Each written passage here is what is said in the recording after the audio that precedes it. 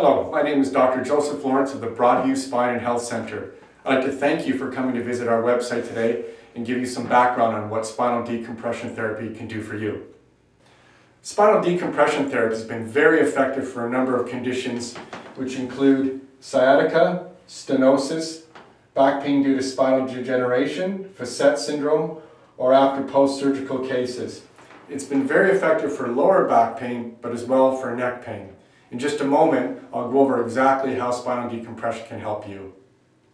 One of the most important things to realize when it comes to development of back pain is the fact that over time, the segmental muscles that holds the spine in place become weak. When they become weak, this allows these cushiony structures in between the vertebra or bones to break down. This breakdown process can either develop into herniation or bulges in the disc, or over time degeneration, all significant causes of back pain. Okay, what we'd like to look at is a model of this human spine to depict how the herniation or bulging the disc can occur. This model here shows us two vertebrae with a cushiony disc structure in between. And in this computer-generated model, what we're doing is we're looking on a top-down view. So what we have here is the posterior or back part of the spine. This is the spinous process, or that bumpy structure you feel when you run your hand down your spine. And this is actually the disc structure, which is made up of a cartilage-like tissue on the outside, which is firm tissue, and a gel-like material in the center called the nucleus pulposus.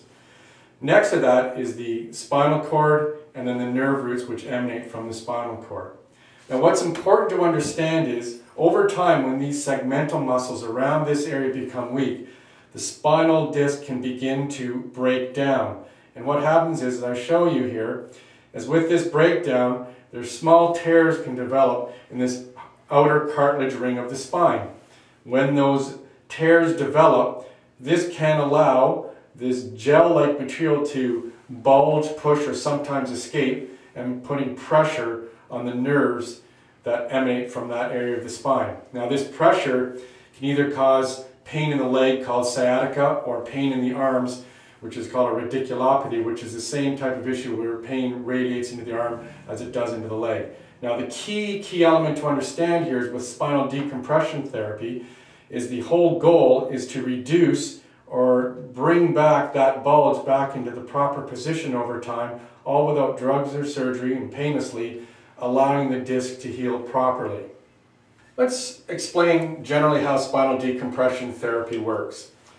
This is showing you a side view of the lower back here, where we have the vertebrae again with the discs in between here. And what this computer-generated model demonstrates is a bulging of a disc impinging upon a nerve that exits the spine here. Obviously a source of discomfort. Generally how spinal decompression therapy works is, over time, the application of a force to the spine will gradually draw the spine apart, therefore positioning the disc back into its normal position, ultimately taking pressure off of the nerve. When this pressure is reduced, that's the first sign one sees, is the absence of discomfort. But it's really important to understand that the number one question I get is that what would prevent this bulge from reoccurring again? And the answer to that is that the spinal disc needs time for scar tissue to occur in that area in order to heal, thus preventing that disc from rebulging. And secondly, and most importantly, is proper strengthening of the segmental muscles around this area to help stabilize the area so that it won't be a reoccurrence over time. Okay, back to our computer-generated model. A very important point that I want to review with you relates again to this process of disc damage and repair. So just to reiterate, as I'm showing you here, as the disc material breaks down and this gel-like center has a chance to press or exit the spine, with decompression therapy, as we can help to reposition and enliven the disc repair, one of the key elements to understand that's very, very rarely reported is that it takes approximately 300 to 500 days for adequate scar tissue to develop in this area, thus helping to recontain the disc material. That's why it's very, very important to understand that first the disc problem must be repaired, then you must address this segmental muscle strengthening around this area. Does that imply that an individual will be under care for that period of time? Not at all, but what it does imply is that if you are able to go through that period of time without significant re-injury, the probability of your long-term outlook is very good. Of course, one of the most common questions I get asked is, how long does one have to be under care for decompression therapy? Well, quite frankly, that's predicated on the results of your exam. Our examination procedure here is very unique insofar as the testing procedure can actually help you understand what the cause of the problem is, and therefore helps us to formulate a plan of action. Typically in our office, we like individuals to undergo a trial course of care. Why we do that is because the trial course of care will allow just enough time to see if we're going to have a positive outcome, and secondly, not be so long that if we're of course not on the right track for whatever reason, that we won't be wasting any time or money. If you qualify for care, a typical trial therapy takes 4 weeks to complete at a frequency of 3 sessions per week for a total of 12 treatments. The most important number we're looking for is 30% subjective and objective improvement. At the end of this trial, I'll perform a progress evaluation. I'll compare your original exam results to your progress evaluation results, and this will help us to determine if any further care is warranted, and of course, what exercise will help to confirm long-term results. So what will it take to get you the best results from spinal decompression therapy? Well, of the many points, first one is allowing yourself 4 weeks of uninterrupted care. It's really important that during the trial you have consistent care through an uninterrupted 4-week period. This is important because in order for us to reach that 30% subjective or objective minimum improvement point, this is key component.